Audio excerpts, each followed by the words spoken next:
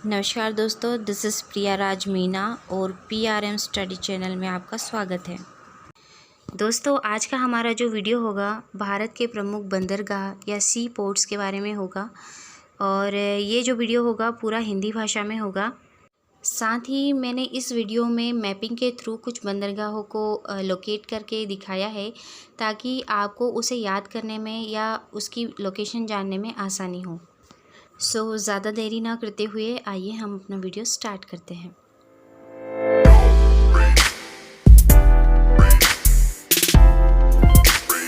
साथियों, ये है हमारे वीडियो की मुख्य भूमिका या इंट्रोडक्शन। इस वीडियो में क्या क्या होने वाला है। भारत के प्रमुख बंदरगाह का मैप सबसे पहले देखेंगे, साथ ही कुछ तथ्यात्मक जानकारी साझा करेंगे, छोटे और बड़े बंदरगाहों की लिस्ट देखेंगे और जो 13 प्रमुख बंदरगाह हैं उनके बारे में फुल डिटेल देखेंगे। लास्ट में फिर हम मैपिंग के थ्रू रिवीजन करेंगे and the last one is short revision. This is the first one, Bharat के प्रमुख बंदरगाह या major sea ports of India. इसमें देखिए, सबसे पहले हम देखते हैं ये वाला एरिया। ये जो एरिया है गुजरात का एरिया है और यहाँ पर जो प्रमुख बंदरगाह है वो है कांडला बंदरगाह। फिर उसके जस्ट नीचे ये जो एरिया है ये है महाराष्ट्र का एरिया और यहाँ पर मेजर 2 बंदरगाह हैं जो है Mumbai port and Nhava Sheva port. ठीक, उसके जस्ट नीचे जो है ये छोटा सा एरिया है गोवा का। यहाँ का जो मेजर सी पोर्ट है वो है मार्मगुआ या मार्मागुआ। फिर ये वाला जो एरिया है ये है कर्नाटक का। यहाँ का मेजर पोर्ट है न्यू मंगलोर। एंड उसके जस्ट नीचे ये जो एरिया है केरल का है। केरल में जो है सबसे प्रमुख बंदरगाह जो है वो है कोच्चि बंदरगाह या कोच्चि सी पोर्ट। और ये जो पूरा एरिया है इसे वेस्टर्न घाट के नाम से जाना जाता है या पश्चिमी घाट के नाम से जाना जाता है। साथ ही हम यहाँ पर ईस्टर्न घाट की भी बात कर लेते हैं। तो जस्ट केरल के साइड में है तमिलनाडु और तमिलनाडु में 3 मेजर पोर्ट हैं, लाइक तूतीकोरिन बंदरगाह, चेन्नई बंदरगाह और एन्नोर बंदरगाह। फिर उसके जस्ट ऊपर है आंध्र प्रदेश। यहाँ पर मेजर जो पोर्ट है वो है विशाखापत्तनम बंदरगाह। और उसके जस्ट ऊपर ओडिशा का है मेजर पोर्ट पारादीप बंदरगाह। और लास्ट वन जो है कोलकाता में है हल्दिया बंदरगाह और कोलकाता बंदरगाह। ये हमारे कुछ पोर्ट हैं। इसमें भी जो हल्दिया बंदरगाह है ये है रिवर पोर्ट। रिवर पोर्ट का मीनिंग, ये जो पोर्ट है समुद्र पर नहीं है, ये जो है रिवर पर है, हुगली रिवर पर। और इसके आगे की जानकारी हम इसके डिस्क्रिप्टिव पार्ट में देखेंगे। फिर बात करते हैं, ये जो एरिया है अंडमान एंड निकोबार का है और यहाँ पर जो मेजर पोर्ट है वो है पोर्ट ब्लेयर। ठीक, और ये जो पूरा एरिया है ये पूर्वी घाट के नाम से जाना जाता है and this one is the Western Ghat and Eastern Ghat. चलिए अब आगे बढ़ते हैं और कुछ तथ्यात्मक जानकारी के बारे में बात करते हैं। लेकिन उससे भी पहले हम ये देख लेते हैं कि ऐसे कितने टोटल स्टेट हैं जहाँ पर ये बंदरगाह हैं। गुजरात, महाराष्ट्र, गोवा, कर्नाटका, केरल, तमिलनाडु, आंध्र प्रदेश, ओडिशा, कोलकाता एंड एक यहाँ पर है। तो ये स्टेट नहीं है, ये यूनियन टेरिटरी है। चलिए आगे बढ़ते हैं। भारत के कुल 9 राज्यों में बंदरगाह हैं, जैसे कि अभी हमने मैपिंग में देखा ही था, जिसमें से भी जो बड़े बंदरगाह हैं वो 13 हैं और जिसके बारे में अभी हमने बात कर ही ली है। साथ ही जो छोटे छोटे बंदरगाह हैं उनकी जो संख्या है वो है 200। और इसमें जो बड़े बंदरगाह होते हैं उसका जो रखरखाव होता है वो केंद्र सरकार के द्वारा किया जाता है और इससे जो भी इनकम होती है या इन पर जो भी खर्च होता है इसका वहन जो है वो केंद्र सरकार के ऊपर होता है। साथ ही जो छोटे बंदरगाह हैं जिनकी संख्या 200 है, इनका पूरा रखरखाव मेंटेनेंस जो होता है वो राज्य सरकार के अधीन होता है और इसमें जो इनकम होती है या एक्सपेंसेस होते हैं ये सारी चीज़ें जो है वो राज्य सरकार या स्टेट गवर्नमेंट ही देखती है। और भारत का सबसे बड़ा जो पोर्ट है वो है मुंबई बंदरगाह, महाराष्ट्र में, लोडिंग कैपेसिटी के रिगार्डिंग। और पूर्वी घाट का जो सबसे बड़ा बंदरगाह है वो चेन्नई बंदरगाह। देखिए, मैंने आपको बताया था वेस्टर्न घाट और ईस्टर्न घाट, तो टोटल यदि सबसे बड़ा देखा जाएगा तो वो है मुंबई बंदरगाह, और पूर्वी घाट का सबसे बड़ा बंदरगाह जो रहेगा वो चेन्नई बंदरगाह। और इस लाइन को थोड़ा ध्यान से समझना। सर्वाधिक बड़े बंदरगाह तमिलनाडु और सर्वाधिक छोटे बंदरगाह महाराष्ट्र। देखिए फ्रेंड, जो बड़े बंदरगाह थे 13 मेजर पोर्ट, उनमें से सबसे ज़्यादा जो पोर्ट है वो तमिलनाडु में है, टोटल 3। ठीक। और जो छोटे बंदरगाह हैं इधर जो मैंने बताए हैं 200। इन छोटे बंदरगाह में छोटे छोटे बंदरगाह जो है सबसे ज़्यादा यदि किसी स्टेट में है तो वो है महाराष्ट्र, टोटल है 48। और भी ईजीएस्ट वे में बताऊं तो जैसे अभी जो प्रेजेंट में भारत में 13 बड़े बंदरगाह और 200 छोटे बंदरगाह हैं, तो 13 बड़े बंदरगाहों में से सबसे ज़्यादा 3 बड़े बंदरगाह तमिलनाडु में हैं, और छोटे बंदरगाहों में से सर्वाधिक 48 या 48 बंदरगाह महाराष्ट्र में हैं। और जो 2 बंदरगाह हैं वो अभी भी प्रस्तावित हैं। एक है दुगाराजपत्तनम जो कि आंध्र प्रदेश में, और सागर पोर्ट जो कि वेस्ट बंगाल में। ये प्रस्तावित है अभी। चलिए आगे बढ़ते हैं और नेक्स्ट स्लाइड देखते हैं। छोटे और बड़े बंदरगाहों की सूची। फ्रेंड्स देखिए, छोटे बंदरगाह जो है टोटल 200 हैं, तो हमें 200 के बारे में पढ़ने की ज़रूरत नहीं है। बस कुछ महत्वपूर्ण जो है उसे हम आगे स्लाइड में देख ही लेंगे। यहाँ पर हमें सिर्फ इतना याद रखना है कि छोटे बंदरगाहों में सबसे ज़्यादा बंदरगाह किस स्टेट में है। तो मैंने आपको पहले ही बता ही दिया है कि महाराष्ट्र में सबसे ज़्यादा हैं 48। और हमें जो मेन पढ़ना है वो है ये बड़े बंदरगाह, जो कि 13 बड़े बंदरगाह है। कांडला, मुंबई, नावा शेवा, मारमागुआ, न्यू मंगलोर, कोच्चि, तूतीकोरिन, चेन्नई, एन्नोर, विशाखापत्तनम, पारादीप, कोलकाता, पोर्ट ब्लेयर। और इसमें भी मैंने आपको एक चीज़ बता के रखी है कि बड़े बंदरगाहों में भी सबसे ज़्यादा बंदरगाह जो हैं वो तमिलनाडु में हैं 3। ठीक। चलिए इसी के साथ आगे बढ़ते हैं और नेक्स्ट स्लाइड देखते हैं। तो अब हम बात करेंगे 13 प्रमुख बंदरगाहों का वर्णन। इसमें भी सबसे पहले हम कांडला बंदरगाह की बात करेंगे। ये जो कांडला बंदरगाह है इसका निर्माण जो है गुजरात के कच्छ ज़िले में किया गया था, और ये जो सिचुएटेड है वो कच्छ की खाड़ी, बे ऑफ कच्छ में स्थित है।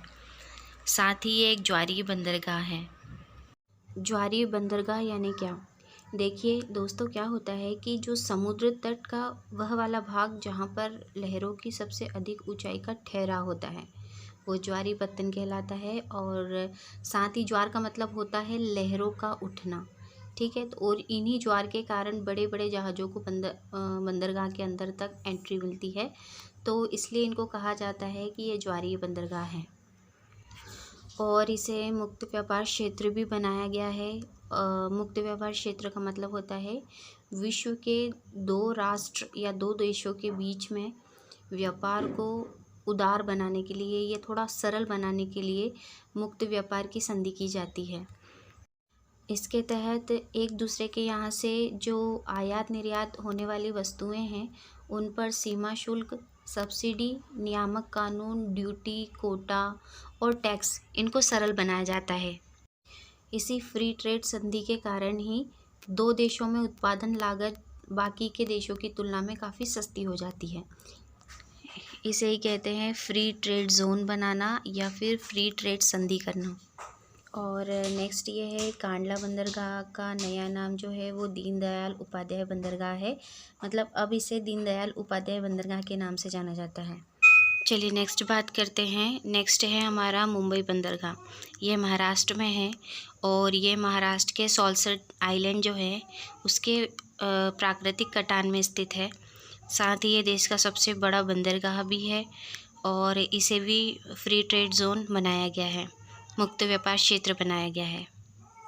ये रहा कांडला पोर्ट और ये रहा मुंबई पोर्ट। चलिए नेक्स्ट स्लाइड देखते हैं। नेक्स्ट स्लाइड में है हमारा न्हावा शेवा बंदरगाह। देखिए फ्रेंड, न्हावा शेवा बंदरगाह जो है ये पुराना नाम है। अब नया नाम जो है इसका जवाहरलाल नेहरू पोर्ट है और ये जो है नवी मुंबई में पनवेली के पास स्थित है और ये देश का सबसे बड़ा कृत्रिम एवं आधुनिक बंदरगाह है। कृत्रिम का मतलब होता है जो प्राकृतिक न हो, मानव के द्वारा बनाया गया हो, आर्टिफिशियल। और इम्पोर्टेंट पॉइंट तो ये है कि जवाहरलाल नेहरू पोर्ट को अरब सागर के राजा बंदरगाह के नाम से जाना जाता है। चलिए नेक्स्ट स्लाइड देखते हैं। इसमें है मार्मागुआ बंदरगाह। ये जो है इसे मार्मागुआ, मरमगुआ या मार्मागोवा इन नामों से जाना जाता है और यह जो है गोवा में स्थित है। गोवा में भी ज्वारी नदी जो है उसके लेफ्ट बाएं तट के पास स्थित है और यहाँ से जो है आयरन और या लौह अयस्क का बहुत ज़्यादा निर्यात किया जाता है। नेक्स्ट है न्यू मंगलोर बंदरगाह। ये कर्नाटका में स्थित है और कर्नाटका का जो मंगलोर है वहाँ से 9 किलोमीटर उत्तर में इसे बनाया गया है और इस पोर्ट से कुद्रेमुख पर्वतमाला के जो लौह अयस्क है उसका निर्यात किया जाता है। कुद्रेमुख जो है कर्नाटक राज्य के चिकमंगलूर जिला में एक पर्वतमाला है और यहाँ से जो भी आयरन ओर निकलता है उसका एक्सपोर्ट किया जाता है न्यू मंगलोर पोर्ट के द्वारा। साथ ही ये जो पोर्ट है रेलवे लाइन और नेशनल हाईवे NH70 के द्वारा मुंबई और कोच्चि से जुड़ा हुआ है। चलिए आगे बढ़ते हैं, नेक्स्ट स्लाइड देखते हैं। कोच्चि बंदरगाह ये केरल में स्थित है और इसे अरब सागर की रानी के लोकप्रिय नाम से जाना जाता है। साथ ही ये बंदरगाह वेलिंगटन द्वीप या वेलिंगटन आइलैंड पर स्थित है। देखिए कितनी इंटरेस्टिंग बात है, जो न्हावा शेवा या जवाहरलाल नेहरू पोर्ट है उसे अरब सागर के राजा बंदरगाह कहा जाता है और कोच्चि पोर्ट को अरब सागर की रानी बंदरगाह कहा जाता है। और जितने भी पोर्ट हैं सारे राजकुमार या राजकुमारियाँ हैं सॉरी फॉर द जोक। तो देखिए फ्रेंड, अभी तक हमने जितने पोर्ट्स किए हैं ये सारे वेस्टर्न घाट के पोर्ट थे। अब बात करते हैं ईस्टर्न घाट में स्थित पोर्ट्स की। जैसा कि मैं बता चुकी हूँ, तमिलनाडु में 3 पोर्ट हैं, तूतीकोरिन, चेन्नई और एन्नोर। अब हम इन 3 पोर्ट के बारे में बात करते हैं। तूतीकोरिन बंदरगाह जो है ये मन्नार की खाड़ी में स्थित है और 27 जनवरी 2011 को तूतीकोरिन पोर्ट ट्रस्ट का नाम बदलकर चिदम्बरनार पोर्ट ट्रस्ट कर दिया गया। ये PDF में चिदम्बरनाथ लिखा है, इसकी जगह चिदम्बरनार है, ठीक। फिर नेक्स्ट है चेन्नई बंदरगाह। ये भी तमिलनाडु का सबसे मेजर पोर्ट है। एक्चुअली तमिलनाडु का नहीं, ईस्टर्न घाट का मेजर पोर्ट है और ये भारत का सबसे पुराना बंदरगाह है और कृत्रिम बंदरगाह भी है जिसे 1859 में बनाया गया था और मुंबई के बाद ये सबसे बड़ा दूसरा बड़ा सर्वाधिक व्यापार करने वाला बंदरगाह है और समुद्री लहरों से बचने के लिए तट से 3 किलोमीटर दूर 914 मीटर लंबी दीवार बनाई गई है। तमिलनाडु के एक और इम्पोर्टेंट पोर्ट के बारे में बात कर लेते हैं, एन्नोर बंदरगाह। यह तमिलनाडु के तट पर चेन्नई से लगभग 24 किलोमीटर दूर उत्तर में बनाया गया है और 2001 में ये शुरू किया गया था। साथ ही ये देश का सबसे बड़ा कंप्यूटर से चलने वाला बंदरगाह है और ये देश का सबसे पहला प्राइवेट क्षेत्र में स्थापित बंदरगाह है और 21 फरवरी 2014 को इसका नाम बदल करके कामराज पोर्ट लिमिटेड कर दिया गया। देखिए इनका नाम जो है के कामराज जी के नाम के ऊपर बदला गया है और के कामराज जी जो थे ये सिंडिकेट ग्रुप में शामिल थे एंड 1962 से लेकर 67 तक कांग्रेस के अध्यक्ष रह चुके हैं। नेक्स्ट है विशाखापट्टनम बंदरगाह जो कि आंध्र प्रदेश में है और ये भारत का सर्वश्रेष्ठ प्राकृतिक बंदरगाह है। प्राकृतिक मतलब इसे प्रकृति ने स्वयं बनाया है और सर्वश्रेष्ठ इसलिए क्योंकि ये डॉल्फिन नोज पहाड़ी के पीछे है और डॉल्फिन नोज पहाड़ी जो है इसकी समुद्री तूफानों से रक्षा करती है और भारत का ये सबसे गहरा बंदरगाह भी है। तो सबसे इम्पोर्टेंट यही है कि सर्वश्रेष्ठ प्राकृतिक बंदरगाह जो है विशाखापट्टनम बंदरगाह आंध्र प्रदेश में है। चलिए नेक्स्ट स्लाइड देखते हैं। नेक्स्ट बंदरगाह है पारादीप बंदरगाह। ये उड़ीसा में है और उड़ीसा में भी कहाँ, तो कटक से लगभग 100 किलोमीटर दूर महानदी के डेल्टाई क्षेत्र में स्थित है और यह एक कृत्रिम बंदरगाह है। आइए नेक्स्ट बंदरगाह देखते हैं, तो वो है कोलकाता एवं हल्दिया बंदरगाह। अब इन्हें हमने साथ में क्यों लिखा है, इसके पीछे रीज़न है।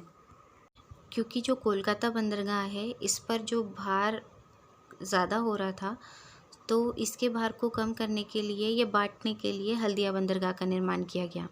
तो ये जो हल्दिया बंदरगाह है ये इसका सहायक बंदरगाह है, इसलिए कोलकाता और हल्दिया को हमने साथ में लिया है। ठीक। और कोलकाता बंदरगाह जो है सागर तट से लगभग 148 किलोमीटर अंदर हुगली नदी के बाएं तट पर स्थित है। ठीक।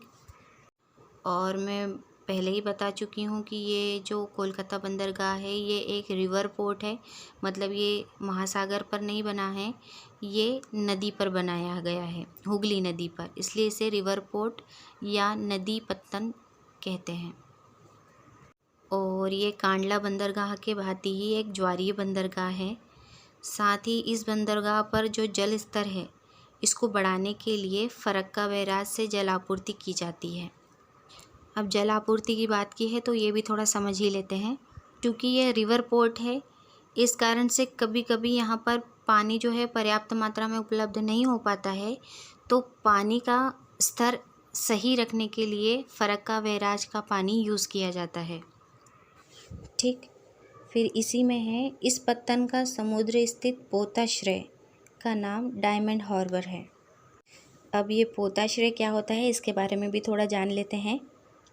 देखिए, जैसे एक कार है उसकी पार्किंग की जाती है, सेम ऐसे ही ये बड़े बड़े जो जहाज़ होते हैं, गुड्स के जहाज़, इनकी भी पार्किंग की जाती है और इन्हीं पार्किंग जोन को पोताश्रय या हार्बर बोलते हैं।